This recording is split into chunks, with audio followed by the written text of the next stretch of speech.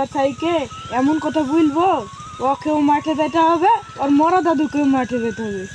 আমার আনসার বাহিনীকে আমি মাঠ দেখতে দিচ্ছি, এই এসে বলছে যে আমার ঘাস কাটি চুরি করে নিয়ে চলে গেল কে, ও বলছে পামুখ নষ্ট করে দিয়েছে, এ বলছে গম নষ্ট করে দিয়েছে।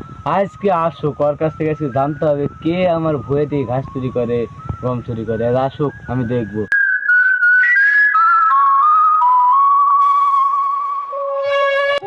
আপনি তো মাঠটা তো জান না, আপনার ভুঁইয়ের সব ঘাস টাস মারুক কাইটনি চলে গেছে।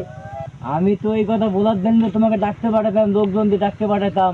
আমাকে ওই পাড়ার জোনায়েত আমার কাছে বলতে, মেম্বার সাহেব আপনার ঘাস কাটিয়ে নিয়ে যায়, গম কাটিয়ে নিয়ে যায়, তামুক ভাঙিয়ে দিয়ে যায়। কোন শালা দিয়ে যায় কি মাঠে আমি নিয়ে যাবো? চলো দিনে মাঠ দেখে আসি, চলো চলো চলো চলো। শালা মেম্বার আমার ভাইকে বিনা অপরাধে শাস্তি দিছে, আর ঘাসকে আমি থব আর ঘাস সব কাইতে ফেলবো।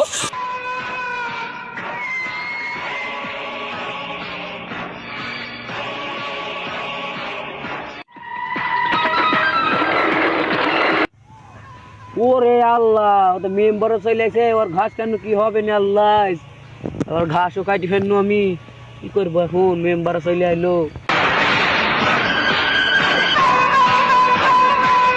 মেম্বার সাহেব দেখেন ঘাস কাটছে। চল তো আজকে দেখি শালা রে, যে শালা না যে আমার প্রতিদিন ঘাস চুরি করে, মার শালাকে, মার মার মার।